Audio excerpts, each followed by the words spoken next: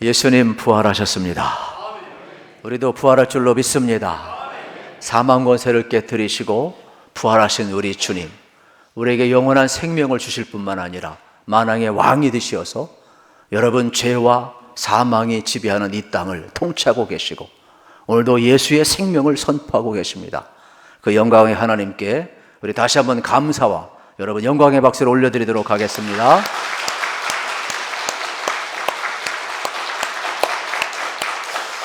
우리 다시 한번 고백합시다. 예수님 부활하셨습니다. 나도 부활할 줄로 믿습니다. 이 믿음으로 승리하시기를 축복합니다. 우리 기독교 신앙은 십자가와 부활 신앙의 핵심이 되겠습니다. 만약에 십자가 없는 부활이라면 의미가 없습니다. 그리고 여러분 부활 없는 십자가라면 비참한 것입니다. 그래서 기독교의 신앙은 십자가를 넘어 부활의 자리까지 나아가는 것이 기독교 신앙의 핵심이 되겠습니다. 그러면 부활 신앙이란 뭐냐? 십자가 신앙이라는 것은 뭐냐? 우리가 십자가를 그냥 바라보고 감상하는 것을 이야기하지 않습니다. 십자가를 바라보며 저 십자가가 나의 죄를 위해서 예수님이 대신 쳐주신 그 십자가, 내가 죽어야 될 그 자리에 예수님이 대신 저 죄를 쳐주시고 죽으신 그 자리, 그래서 그 은혜가 너무나 크고 놀라워서 감격하며 회개하며 가슴을 치며 그 사랑에 여러분 우리가 서게 되고, 그래서 다시 한번 어떻게 됩니까? 우리가 감사하면서 그 주님을 우리가 모셔드릴 때 내 안에 내가 죽어지고 예수를 사는 역사가 나타나는 것을 바로 우리는 십자가 신앙, 부활의 신앙이라고 이야기를 하는 겁니다. 우리는 분명히 예수님과 함께 죽었고 우리는 분명히 예수님과 함께 살았습니다. 그러므로 부활하신 주님이 지금 내 안에 살아계심을 여러분 믿으시고 확신하시고 바라보시기를 축복합니다. 그 십자가의 여러분 사랑과 그 부활의 주님은 지금도 여러분 우리 안에 살아계시다는 사실이 되겠습니다. 그때 우리는 예수의 사람이 되는 겁니다. 성령의 사람이 되는 겁니다. 거듭난 사람이 되는 것입니다. 하나님의 자녀가 됨을 우리는 발견을 할 수가 있게 되겠습니다. 그래서 내가 죽어지고 옛사람이 죽어지고 새 사람으로 그리스도의 사람으로 살아갈 때 내 안에 일어나는 이 변화는 놀라운 겁니다. 구원의 감격이 놀랍습니다. 죄에서 의로 변화된 이 감격이 놀랍습니다. 예수의 생명으로 충만할 때 놀라운 변화가 일어난 겁니다. 땅의 기쁨을 가지고 살던 우리가 하늘의 기쁨을 갖게 되는 것입니다. 놀라운 역사가 세상과 비교할 수 없는 그 기쁨이 우리 속에 충만함을 우리는 발견을 하게 되는 겁니다. 그래서 여러분들이 십자가의 신앙과 부활의 신앙을 갖게 되면 힘이 있는 거예요. 참 이상합니다. 처진 어깨도 힘이 있고 여러분 흐리멍텅한 눈동자에도 어떻습니까? 반짝반짝 빛나는 그러한 힘이 우리 가운데 나타남을 우리는 경험하게 되지 않습니까? 우리의 심령도 그래요. 참 이상해요. 좌절하고 낙담하다가 예수의 생명, 예수의 부활의 권능이 충만하면 우리 막 심령도 뛰어요. 살아나요. 열정도 있어요. 막 힘도 있어요. 놀라운 변화가 우리 안에. 왜요?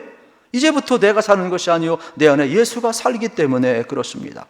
저는 오늘 이 아침에 여러분들이 이 부활의 믿음을 가지고 부활의 힘을 얻으시기를 축복합니다. 오늘 부활절 새벽기도 나오신 분들은 누가복음 24장을 보았습니다. 여러분 사복음서는 부활 사건을 다 다룹니다. 오늘 본문은 마가복음 16장이지만은 이 사건은 이미 새벽에 다른 누가복음 24장과 병행 구절이 되겠습니다. 같은 내용도 있고 관점이 다른 것도 있게 되겠죠. 그러나 분명한 내용은 간단합니다. 예수님이 부활하셨다는 사실이에요. 이 내용을 여러분 전하고 있는 것이 오늘 본문의 말씀이 되겠습니다. 그러면 우리가 부활의 신앙을 가지고 부활의 믿음을 가지면은 고난이 면제되느냐? 그것이 아니에요. 고난이 와도 통과할 수 있고 이길 수 있다는 것이 부활 신앙임을 우리에게 가르쳐주고 있습니다. 그래서 오늘 5절 6절에 보게 되면은 흰옷 입은 한 청년이 나오고 있는데 여러분 다른 복음서에서는 뭐라고 이야기하느냐? 주의 천사라고 이야기를 하고 있음을 보게 됩니다. 그러면서 증언합니다. 그가 여기 무덤에 계시지 않고 살아나셨느니라. 할렐루야. 천사의 증언이 뭡니까? 예수님이 무덤에 계시지 않고 살아나셨다라는 거예요. 예수님이 부활하셨다라는 겁니다. 그래서 부활을 우리가 믿고 경험하게 되면 더 이상 죽음이 두렵지 않음을 우리가 볼 수가 있게 되겠습니다. 왜 여러분 죽음이 다 두려운데 왜 죽음을 두려워하지 않습니까? 부활은 다시금 살아나는 것이에요. 그래서 요한복음 11장에 보면 죽은 나사로를 예수님이 살려내시고 뭐라고 이야기합니까? 그 유명한 말씀 우리 한번 같이 읽겠습니다. 예수께서 이르시되 나는 부활이요 생명이니 나를 믿는 자는 죽어도 살리겠고 무릇 살아서 나를 믿는 자는 영원히 죽지 아니하리니 이것을 내가 믿느냐. 아멘. 뭐라고 이야기합니까? 죽은 나사로를 살려내면 나는 부활이요 생명이니 나를 믿는 자는 죽어도 살겠고 무릇 살아서 나를 믿는 자는 영원히 죽지 아니하리라. 그 내용이 중요하지만 뒤 질문이 중요해요. 내가 믿느냐? 아멘이시죠? 그러면 여러분 예수님이 나사로만 살려낸 것이 아니죠. 예수님이 다시금 살아나셨잖아요. 우리 잠자는 첫 열매가 되셨기 때문에 예수님 안에 우리도 살아나고 있음을 여기서 말씀하고 있음을 보게 되는 겁니다. 그렇기 때문에 여러분 부활의 핵심은 내가 죽어도 다시금 산다라는 말씀이 되겠습니다. 그러므로 신앙의 길을 걸어가다가 여러분 고난이 올 때 왜 내게 고난이 오냐 하지 마시고 넉넉히 십자가와 부활의 신앙은 고난을 통과하고 승리케 만든다는 것을 믿으시고 여러분들이 치유의 승리자가 꼭 되시기를 우리 주님의 이름으로 축복합니다. 그래서 고린도전서 15장 55절에서 57절에 보면 놀라운 말씀이 선포되고 있어요. 사망아 너의 승리가 어디 있느냐? 사망아 내가 쓰는 것이 어디 있느냐? 사망이 쓰는 것은 죄요 죄의 권능은 율법이라. 우리 주 예수 그리스도로 말미암아 우리에게 승리를 주시는 하나님께 감사하노니. 얼마나 놀라운 말씀인지 몰라요. 사망이 지배하는 것 같지만 여러분 사망이 쏘는 것이 뭐예요? 죽음밖에 더 있어요. 그러나 우리 주 예수 그리스도는 죽음을 이기시고 우리에게 승리를 주셨다는 거예요. 그러므로 부활신앙을 가지면 우리도 다시금 살아날 뿐만 아니라 승리하게 될 줄로 믿는다는 거예요. 이 선포를 여러분 오늘도 강단에서 또 오늘 본문 말씀은 우리에게 지금 들려주고 있음을 보게 되는 것입니다. 서커스단 여러분 고개사들의 모습을 보면 참 아슬아슬한 것을 보게 됩니다. 저는 이 고개사들이 서커스단이 줄타기 할 때가 참 아슬아슬하면서 얼마나 신나는지 몰라요. 그런데 이 고개사들은요 평상시 어떤 훈련을 한 줄 아십니까? 사람이 가장 공포감을 느끼는 그 높이가 20m라고 합니다. 그런데 그 20m에서 툭툭 떨어지는 훈련을 한다는 겁니다. 처음에 떨어질 때는 죽는 줄 알아서 뛰어 못 내린대요. 그런데 밑에 안전망이 있지 않습니까? 밑에 안전망이 있으니까 과감히 뛰어 내리는 거예요. 그래도 처음에는 무섭대요. 근데 그걸 반복하다 보면 안전망에서 어떻게 됩니까? 퉁퉁퉁 다시금 올라가는 거예요. 그래서 20m에서 탁 떨어지다가 다시 반동으로 탁 올라가는데 나중엔 그게 재밌대요. 그래가지고 툭툭 떨어지면서 이제는 떨어지는 게 두렵지도 않고 왜요? 다시금 올라갈 것을 아는 거예요. 그 실제에서는 어떻게 되는지 아십니까? 실수를 거의 안 한다고 그럽니다. 왜요? 그가 이미 떨어져서 다시금 올라오는 것을 알고 있었기 때문에 실전에서는요 실수하지 않고 그들이 서커스 어떻게 보면 그 고개를 그 뭐라고 그럽니까? 그 고개 비행이라고 이야기합니까? 공연을 아주 멋지게 연출하는 것을 볼 수가 있게 되겠습니다. 우리 인생도 마찬가지예요. 여러분 누가 죽음을 안 두려워하겠습니까? 누가 고난을 안 두려워하겠습니까? 그러나 예수님께서 뭐라고 이야기하십니까? 내가 사망 권세를 깨뜨렸다는 거예요. 나는 생명이요 부활이라는 거예요. 죽어도 다시금 산대요. 그렇다면 우리는 죽음을 안 두려워할 수 있는 건 간단합니다. 다시금 사는 것을 믿을 때만이 가능한 거예요. 그래서 부활의 신앙을 믿는 사람은 여러분 어떻습니까? 죽음 앞에 담대한 거예요. 그래서 사도 바울을 비롯해서 모든 사명자들이 담대했던 것은 고난 왜 안 두렵겠어요? 사망 왜 안 두렵겠어요? 그러나 고난 앞에서도 담대하죠. 여러분 사망 앞에 죽음 앞에서 담대한 거예요. 왜요? 다시금 사는 것을 믿으시니까. 저는 오늘 여러분들의 이 두려움을 잘 극복하시고 부활신앙으로 나도 부활하는 것을 믿으시고 승리하시고 담대하시기를 축복합니다. 고난에 면제되질 않아요. 우리는 고난을 통과할 수 있는 힘을 얻는 것이죠. 부활은 생명이고 부활은 힘인 거예요. 이건 믿음인 거예요. 능력인 거예요. 하나님 주시는 새로운 힘인 거예요. 그러므로 여러분들은 얼마든지 고난 가운데서 승리할 수 있음을 꼭 믿으시기를 우리 주님의 이름으로 축복합니다. 어린 아이가 여러분 엄마 뱃속에 있을 때에 그 뱃속이 전부인 줄 알죠. 그러나 어두운 터널을 통과하고 나올 때에 여러분 환한 빛이 있고 새로운 세상이 열리는 것을 보게 되는 겁니다. 어린아이가 10개월 동안 있다가 여러분 세상에 나올 때 탯줄을 끊게 됩니다. 어린아이 입장에서는 공급이 끊어지니까 죽는 것 같지만 그 탯줄을 끊음으로 말미암아 새로운 세상이 열리고 여러분 어떻습니까? 새로운 생명을 기뻐하며 즐거워하지 않습니까? 우리가 사는 세상이 이 눈에 보이는 세상이 전부인 줄 알지만은 그렇지 않습니다. 죽음의 탯줄을 끊는 순간 우리에는 새 하늘과 새 땅이 열리고 하나님의 나라가 예비되어 있다고 그랬어요. 그러므로 예수 그리스도 안에 있는 사람들에게는 죽어도 다시금 사는 영원한 생명이 주어졌기에 하나님의 나라가 여러분의 것임을 믿으시기를 축복합니다. 이것을 믿는 자는 담대할 수 있고 이것을 믿는 자는 평안을 누릴 수가 있고 이것을 믿는 자는 어떻게 됩니까? 이 믿음의 길을 끝까지 걸어갈 수가 있음을 우리에게 가르쳐주고 있음을 봅니다. 오늘 본문 속에서도 부활 이후에 흰옷 입은 천사, 여러분 이 청년, 여러분 복음서마다 다양하게 표현하고 있지만은 뭐라고 이야기를 합니까? 주님이 부활했다, 환영해주고 있어요. 흰옷 입었다, 환하게 여러분 어떻습니까? 어두운 세상을 밝혀주고 있어요. 그러면 우리는 어떠한 삶을 살아가야 되느냐? 이 부활의 주님을 믿고 부활의 주님을 전하면서 충성하며 사는 것이 우리의 남은 생애가 되어야 하는 것입니다. 그래서 고린도전서 15장 58절에서 우리를 이렇게 권고하고 있습니다. 같이 한번 읽겠습니다. 그러므로 내 사랑하는 형제들아, 견실하며 흔들리지 말고 항상 주의 일에 더 힘쓰는 자들이 되라. 이는 너의 수고가 주 안에서 헛되지 않은 줄 알미라. 아멘. 사랑하는 형제들에게 권고합니다. 뭐라고요? 견실하고 흔들리지 말고 항상 주의 일에 힘쓰는 자들이 되리라. 어느 때까지요? 주님 앞에 서는 그날까지 여러분 우리는 충성하며 살아가야 됨을 우리에게 말씀하고 있습니다. 부활신앙을 가졌다고 고난에 면제받는 것이 아니라 고난을 극복할 수 있다고 성경은 계속해서 이야기하고 있음을 발견하게 됩니다. 우리 앞에 고난이 있어도, 억울함이 있어도, 배반이 있어도, 아픔이 있어도, 질병이 있어도, 수많은 장애물이 있어도 여러분 어떻습니까? 부활의 신앙을 가지면 넉넉히 이길 수 있다라고 우리에게 용기를 주고 있는 것입니다.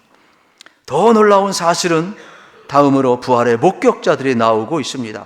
1절 이하에 보면은 여자들이 나오고 있음을 발견하게 되는 겁니다. 막달라 마리아를 비롯해서 여러분 무덤에 갔던 여인들이 부활하신 주님을 만나고 있는 장면을 볼 수가 있지 않습니까? 왜 이 자리에 남자가 없을까? 참 안타까움이죠. 지금 여인들은 이 부활의 첫 목격자가 되고 있음을 봅니다. 남자들은 예수님이 십자가를 질 때 다 도망쳤어요. 왜요? 예수님을 믿고 따를 때 예수님이 왕으로 오시고 로마를 물리치시고 모든 것을 다스리실 때 그 곁에서 한 자리 하고 싶었어요. 자기 생각이 있었어요. 자기 목적이 있었어요. 그런데 엠마오를 향하는 두 제자처럼 왜 예수님이 죽어야 하지? 도저히 이해가 안 가는 거예요. 아, 우리의 목적, 우리의 이익, 우리의 소망, 우리 생각, 우리의 기대 다 끝났구나. 절망하며 낙담하며 자기 삶의 자리로 가는 거예요. 그런데 이 여인들은 여러분 어떻게 이 자리까지 와 있어요? 다른 설명할 길이 없어요. 주님을 사랑했기 때문에. 그래서 그들은 골고다 언덕을 따라가는 거예요. 십자가 질 때 있었던 거예요. 무덤에 붙이는 그 자리까지 있는 거예요. 심지어는 여러분 어떻습니까? 예수님이 얼마나 여러분 고통을 당하시고 장례식이 얼마나 짧게 치러졌는지 아리마다의 요셉이 그저 세마포 입고 거기에 솜 좀 집어넣고 겨우 시신을 수습해서 자기 무덤에, 장차 죽으면 들어갈 그 무덤에 갖다 안치한 거예요. 그걸 끝까지 지켜본 여인들이에요. 주님을 너무 사랑한, 얼마나 마음이 아프겠어요. 여러분, 주님이 귀한 분 아닙니까? 보통 사람도 마지막은 향품을 바르고 어떻습니까? 마지막 예를 다 갖춰요. 그런데 예수님은 그걸 못했어요. 그러니까 너무 마음이 아픈 거예요. 주님 사랑하면서 끝까지 그 자리를 지키고 가고 있음을 볼 수가 있게 되겠습니다. 여인들은 예수님을 끝까지 사랑해서 끝까지 남아있음을 보게 되는 겁니다.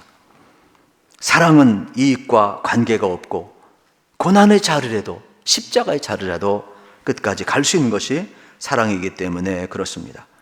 오늘 우리에게 가장 중요한 것은 무엇일까? 예수님을 사랑하는 것이 되겠습니다. 저의 소망은 예수님을 사랑하고 예수님이 기뻐하는 일 하다가 하나님 나라 가는 것입니다. 오늘 우리 교회가 할 일이 무엇일까? 예수님을 끝까지 사랑하는 일이 되겠습니다. 사랑하는 사람만이 끝까지 믿음의 길을 걸어갈 줄로 믿습니다. 그리고 이 여인들은 힘이 없잖아요. 연약한 여인들이잖아요. 그런데 돌무는 장정 한 5, 6명이 있어야만이 굴릴 수 1톤 정도의 무게의 돌이에요. 그러니까 새벽 미명에 향품을 가지고 가지만은 걱정이 앞서는 거예요. 누가 우리를 위해서 돌을 굴려주지? 어쩌면은 이 여인들은 걱정하고 갔어요. 그런데 막상 가보니까 돌문이 굴려져 있었어요. 누가 그랬어요? 사복음서는 주의 천사가 돌문을 굴려놓았다 그랬어요. 놀라운 사실을 우리에게 전해주고 있어요.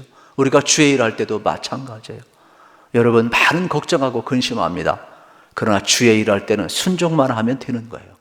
하나님의 말씀에 순종하고 믿음으로 나아가면 돌문은 하나님이 굴려줄 줄로 믿습니다. 능력은 하나님이 주시는 거예요. 그렇기 때문에 우리에게 필요한 모든 것은 하나님이 공급하셔요. 참 이상합니다.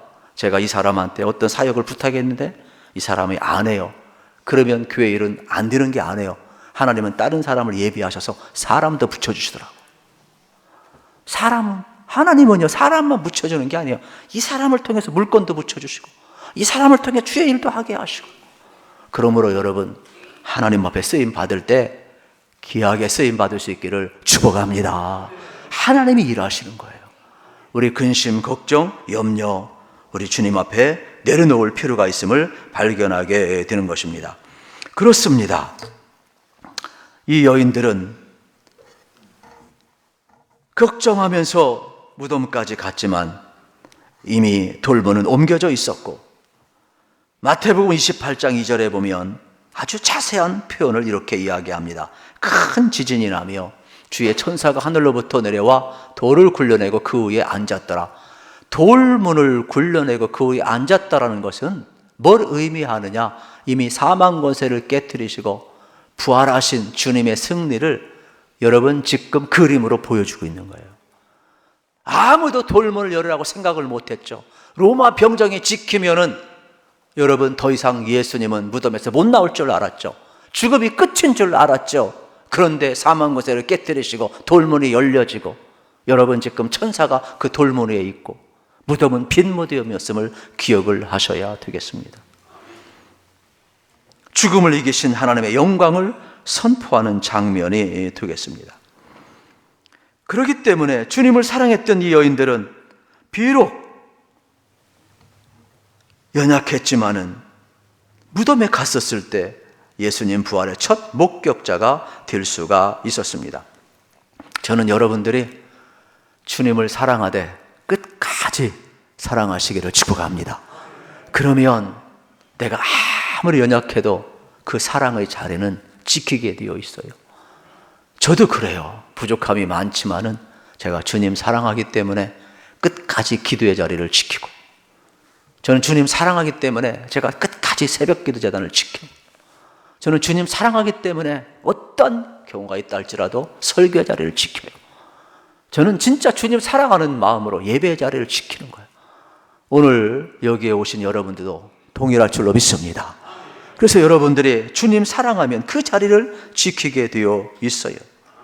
신앙생활에서 가장 중요한 것은 예수님을 사랑하는 것이 되겠습니다. 사랑하면 힘이 나게 되어 있습니다. 여기 여인들은 주님을 얼마나 사랑했는지 모릅니다. 그래서 끝까지 따라가고 있어요. 고난의 자리까지 따라가다 보니까 부활의 영광의 주님을 뵙고, 여러분, 이들의 믿음은 떨어지지 아니했어요. 마치 고린도전서 13장 말씀처럼 사랑은 영원토록 떨어지지 않는다고 그랬어요.